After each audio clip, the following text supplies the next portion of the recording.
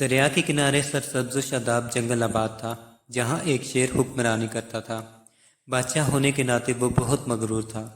اس علاقے میں کسی دوسرے شیر کو حملہ کرنے کی ہمت نہ تھی۔ ایک دن شیر اپنے وزیروں کے ساتھ جنگل کے دورے پر نکلا۔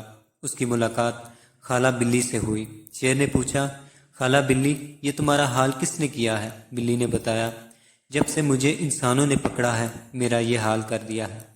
شیر طیش میں آ گیا اور کہا، خالہ، مجھے اس انسان کا پتہ بتاؤ، ابھی اس سے تمہارا بدلہ لیتا ہوں۔ یہ سن کر بلی بولی، تم نہیں جانتے، انسان بہت خطرناک ہے۔ آخر خالہ شیر کو لیے انسان کی بستی میں روانہ ہو گئی۔ راستے میں اس کا ٹکراؤ ایک لکڑہارے سے ہوا جو لکڑیاں کاٹ رہا تھا۔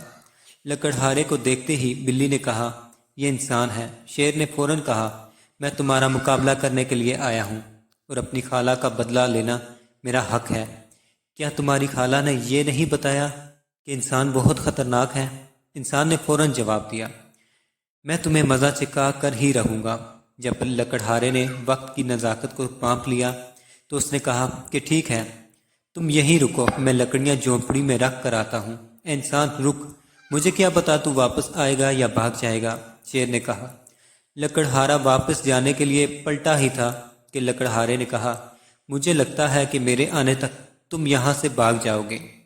یہ بات سن کر شیر ہنسنے لگا اور بولا، میں نے تمہیں خود مقابلہ کرنے کے لیے کہا ہے، بھلا میں کیوں بھاگوں گا؟ لکڑہارے نے کہا، نہیں، مجھے تمہاری بات پہ یقین نہیں ہے۔ شیر نے پریشانی کے عالم میں خالہ کی طرف دیکھا۔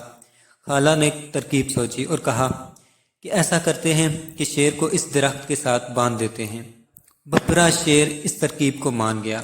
جو ہی شیر درخت سے باندھا گیا، لکڑہارے نے موٹی لکڑی اٹھائی اور شیر کی پٹائی شروع کر دی، اور پورے جنگل میں شیر کی چیخ و پکار سنائی دینے لگی۔